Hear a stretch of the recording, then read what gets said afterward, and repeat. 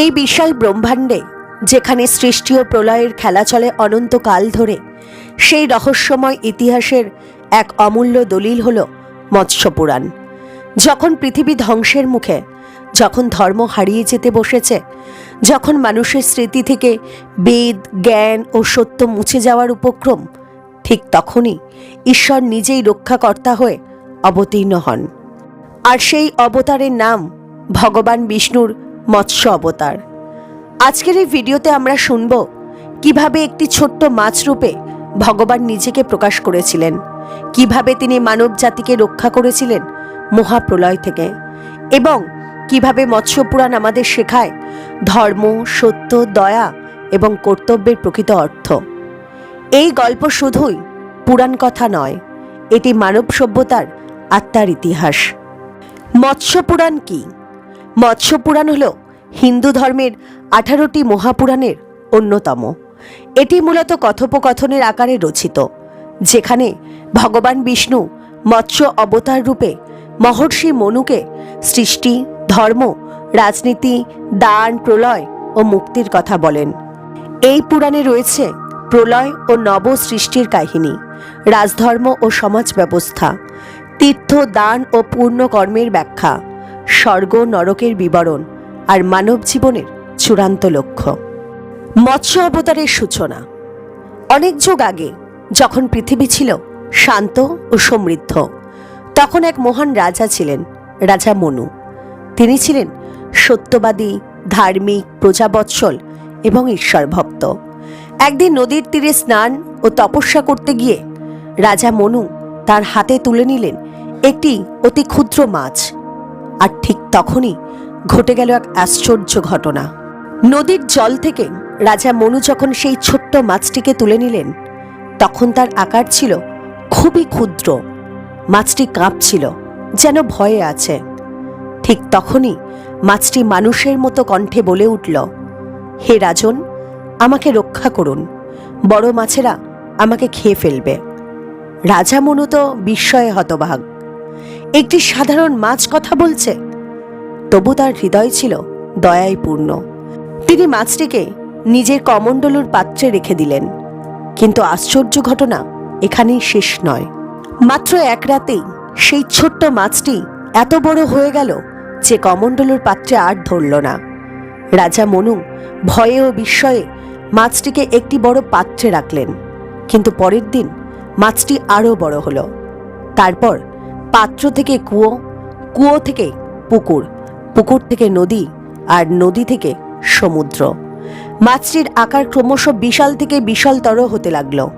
রাজা মনু বুঝতে পারলেন এটি সাধারণ কোনো মাছ নয়। তিনি হাত জোর করে প্রণাম করলেন। ঠিক তখনই মাছটি বলল, হে মনু, ভয় পেও না, আমি সাধারণ মাছ নই, আমি স্বয়ং নারায়ণ। তোমার রক্ষার জন্য এই রূপে এসেছি।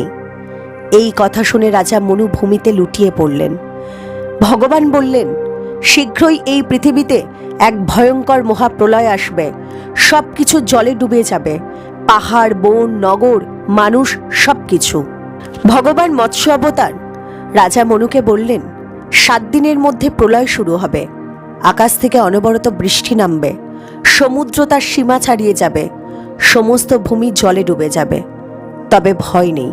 তিনি আশ্বাস দিলেন, তুমি একটি বিশাল নৌকা তৈরি করো, সেই নৌকায় তুলে নাও সপ্তর্ষি, সমস্ত বেদের বীজ, সকল প্রকার এক এক জোড়া প্রাণী ও ধর্মের প্রতীক, সব কিছু।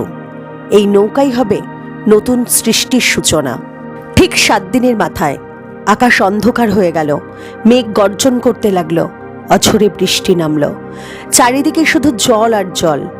রাজা মনু সেই বিশাল নৌকায় উঠলেন, আর সঙ্গে ছিলেন মহর্ষি বশিষ্ঠ, বিশ্বামিত্র, অত্রি, ভৃগু, গৌতম, যমদগ্নি এবং কাশ্যপ। এই 7 জনই হলেন সপ্তর্ষি। তাঁরাই ভবিষ্যৎ মানব সভ্যতার পথপ্রদর্শক। ঠিক তখনই জলরাশির মধ্য থেকে আবির্ভূত হলেন এক বিশাল মৎস্যরূপ ভগবান। তার শিং ছিল উজ্জ্বল সোনার মতো। রাজা মনু নৌকার দড়ি ভগবানের শিঙে বেঁধে দিলেন। ভগবান নিজেই নৌকাটিকে টেনে নিয়ে চললেন ভয়ঙ্কর প্রলয়ের জলের মধ্যে দিয়ে। চারিদিকে ধ্বংস, কিন্তু নৌকার ভিতরে ছিল শান্তি। দীর্ঘ সময় পরে বৃষ্টি থামল, জল নামতে শুরু করলো, আকাশ পরিষ্কার হলো। ভগবান নৌকাটিকে নিয়ে এলেন হিমালয়ের এক শিখরে। সেখানেই নতুন করে শুরু হলো পৃথিবীর সৃষ্টি, মানবজাতির যাত্রা আর ধর্মের পুনঃপ্রতিষ্ঠা। ভগবান মৎস্য অবতার রাজা মনুকে দিলেন বেদ, ধর্মশাস্ত্র আর রাজধর্মের শিক্ষা। এই গল্প আমাদের শেখায় ঈশ্বর সব সময় রক্ষা করেন। ধৈর্য, বিশ্বাসী আসল শক্তি। প্রলয় মানে শেষ নয়, নতুন করে শুরু। ধর্ম রক্ষা করলে ধর্মই আমাদের রক্ষা করে। ধর্ম কি? মৎস্যপুরাণ বলে, ধর্ম কোনো ভয় নয়, ধর্ম হলো জীবনকে সুন্দর করে তোলার পথ। ধর্ম মানে শুধু পূজা, উপবাস বা আচার নয়। ধর্ম মানে সত্য কথা বলা, অন্যায়ের বিরুদ্ধে দাঁড়ানো, দুর্বলকে রক্ষা করা আর নিজের কর্তব্য পালন করা। মৎস্যপুরাণে বলা হয়েছে, যে ব্যক্তি নিজের সুবিধার জন্য ধর্ম ত্যাগ করে সে ধীরে ধীরে নিজের জীবনকেই অন্ধকারে ঠেলে দেয়। মৎস্যপুরাণে রাজধর্মের উপর বিশেষ গুরুত্ব দেওয়া হয়েছে। একজন রাজা বা শাসকের কর্তব্য প্রজাকে নিজের সন্তানের মতো দেখা, বিচার করার সময় পক্ষপাতিত্ব না করা, লোভ ও অহংকার ত্যাগ করা, দরিদ্র ও অসহায়কে রক্ষা করা। পুরাণ বলে, যে প্রজা রাজার দুঃখ বোঝে না তার রাজ্য বেশি দিন টেকে না। আজকের সমাজেও এই শিক্ষা কতটা প্রাসঙ্গিক এটা আমাদের নতুন করে ভাবতে শেখায়। মৎস্যপুরাণের এক শক্তিশালী বাণী হল, কর্মের ফল অনিবার্য।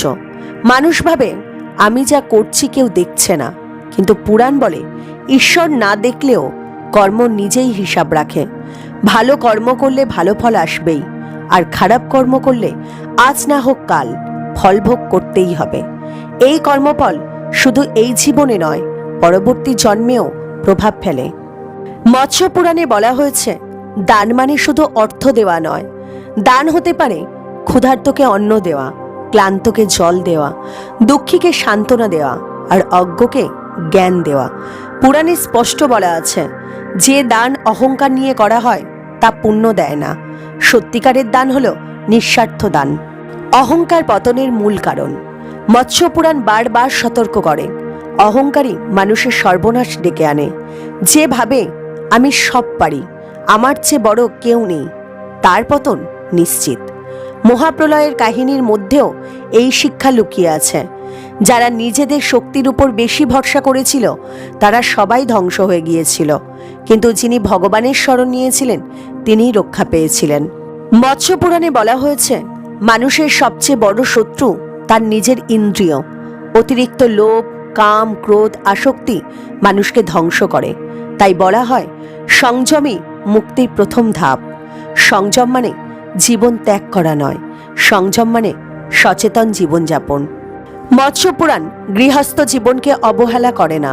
এখানে বলা হয়েছে, পরিবার পালন করো, সমাজের দায়িত্ব নাও, কিন্তু ঈশ্বরকে ভুলে যেও না। একজন গৃহস্থ ভক্তি, ধর্ম ও কর্মের মাধ্যমে মুক্তির পথে এগোতে পারে। ভক্তি মানে শুধু মন্ত্র জপ করা নয়। মৎস্যপুরাণ বলে, ভক্তি হলো হৃদয়ের সমর্পণ। যে ব্যক্তি অহংকার ছেড়ে লোভ ত্যাগ করে ঈশ্বরের উপর ভরসা রাখে সেই প্রকৃত ভক্ত। ভগবান মৎস্য অবতার রাজা মনুকে বলেছিলেন, আমি রূপ নয়, আমি তোমার বিশ্বাসেই প্রকাশ পাই। মৎস্যপুরাণ শুধু ব্যক্তিগত মুক্তির কথা বলে না, এটি সমাজ গঠনের পুরাণ।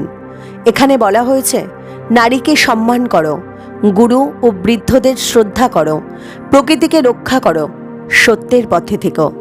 পুরাণ বলে, যে সমাজে ধর্ম নেই সেই সমাজ বেশি দিন টেকে না। আজকের আধুনিক জীবনে মৎস্যপুরাণের প্রাসঙ্গিকতা কতটা?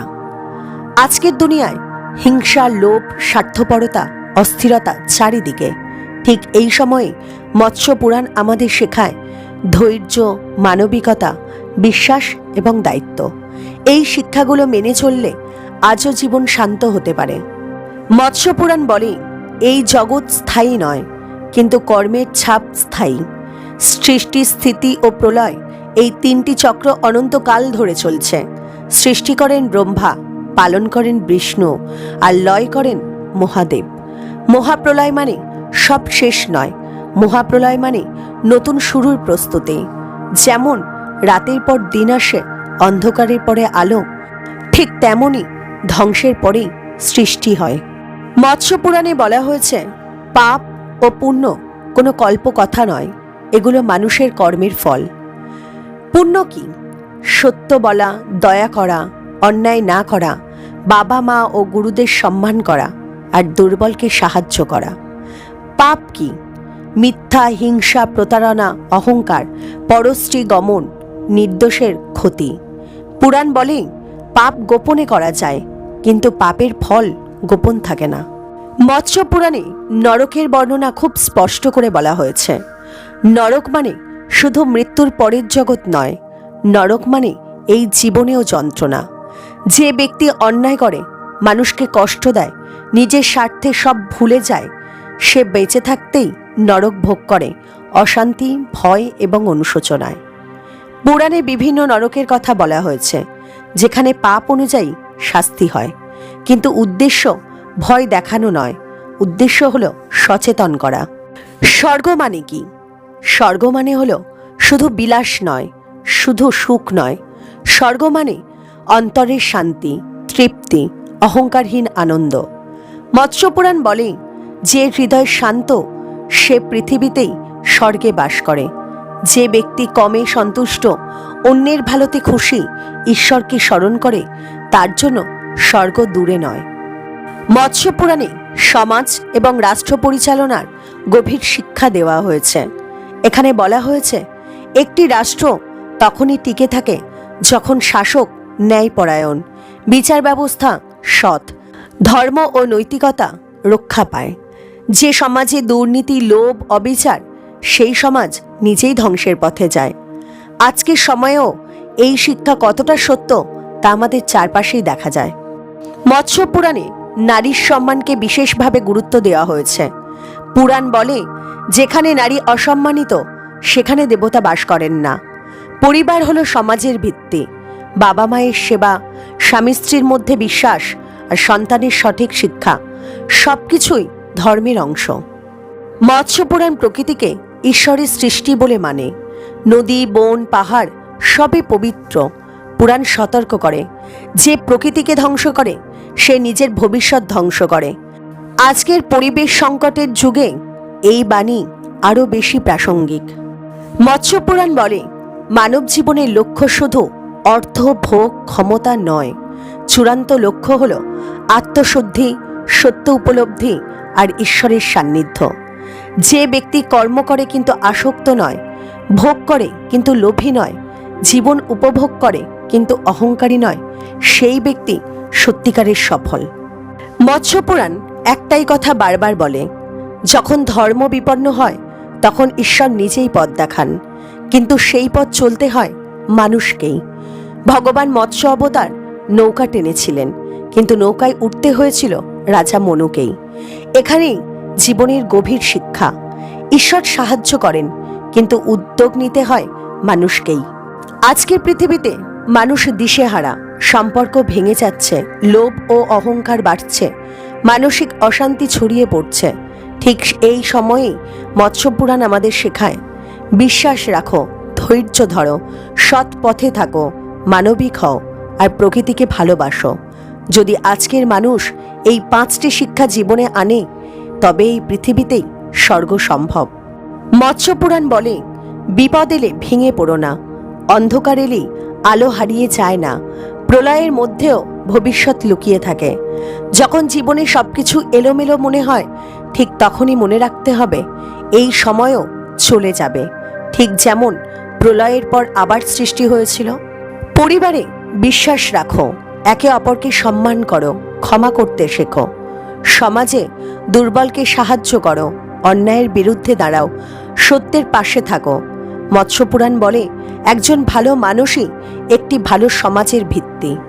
মৎস্যপুরাণ শুধু অতীতের কথা বলে না, এটি ভবিষ্যতের দিকেও তাকায়। নদী, বন, প্রাণী সবই ঈশ্বরের সৃষ্টি। যদি আমরা আজ প্রকৃতিকে রক্ষা না করি, আগামী প্রজন্ম আমাদের ক্ষমা করবে না। এই পুরাণ আমাদের শেখায়, প্রকৃতিকে বাঁচানো মানেই নিজেকে বাঁচানো। মুক্তি মানে সব ছেড়ে পাহাড়ে চলে যাওয়া নয়, মুক্তি মানে লোভের দাস না হওয়া, অহংকারে অন্ধ না হওয়া, নিজের বিবেকের কথা শোনা। যে ব্যক্তি নিজের ভেতরের অশান্তি জয় করতে পারে সেই প্রকৃত মুক্ত। মৎস্যপুরাণ আমাদের শেখায় জীবন অনিশ্চিত, বিপদ হঠাৎ আসে, ধ্বংস আসতেই পারে, কিন্তু বিশ্বাস থাকলে, ধর্ম থাকলে, মানবিকতা থাকলে কোনো প্রলয়ই শেষ কথা নয়। ঠিক যেমন একটি মাছ রূপে ভগবান এসে সমগ্র মানব সভ্যতাকে রক্ষা করেছিলেন, ঠিক তেমনই আজও তিনি আছেন আমাদের বিশ্বাসের ভিতরে। আপনি এতক্ষণ ধৈর্য ধরে এই সম্পূর্ণ মৎস্যপুরাণের কাহিনী শুনলেন, এর জন্য হৃদয় থেকে প্রণাম ও ধন্যবাদ। যদি এই ভিডিও আপনার মনে শান্তি এনে দেয়, নতুন করে ভাবতে শেখায়, জীবনের কোনো প্রশ্নের উত্তর দেয়, তাহলে আমাদের এই প্রচেষ্টা সার্থক। এই ভিডিওটি যদি আপনার ভালো লেগে থাকে, যদি মৎস্যপুরাণের এই কাহিনী আপনার হৃদয় ছুঁয়ে যায়, তাহলে ভিডিওটিতে একটি লাইক করবেন, আপনার মতামত কমেন্ট করে জানাবেন। এমন আরও পুরাণ, গীতা ও ধর্মীয় কাহিনী পেতে চ্যানেলটিকে এখনই সাবস্ক্রাইব করে রাখুন। আপনার একটি লাইক ও সাবস্ক্রাইব আমাদের আরও সুন্দর কন্টেন্ট তৈরি করার অনুপ্রেরণা দেয়। আবার দেখা হবে নতুন কোনো পুরাণ, নতুন কোনো গল্প, নতুন কোনো শিক্ষার সঙ্গে। জয় নারায়ণ, জয় মৎস্য অবতার। নমস্কার।